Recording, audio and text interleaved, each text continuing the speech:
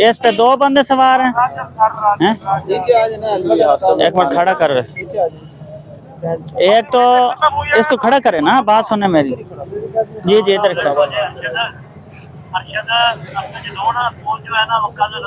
ये खड़ा करो ना इसको, नीचे आप उतर जाए ना, इतने थके हुए हैं।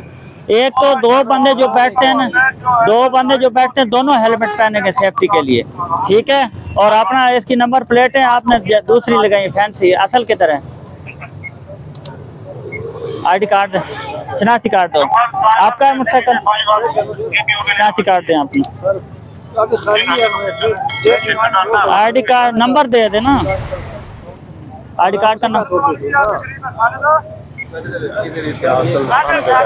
ओ भाई अल्लाह के बंदे, तो खाना रोड पे तो खाने का जिक्र तो नहीं ना, वायलेशन का जिक्र हो रहा है। हेलमेट आपने नहीं पहना है, कोई चीज़ है, शनाख्ती कार्ड, लाइसेंस बुक, ठीक है ये इम्पाउंड कर रहे हैं हम। आईडी कार्ड का नंबर बोलना है तो ठीक है, नहीं तो मैं इसको अंदर बंद कर रहा हूँ। बोलो शाबाश। आईडी कार्ड बना हुआ है, दिखाएं बना हुआ है तो, नंबर बोले ना।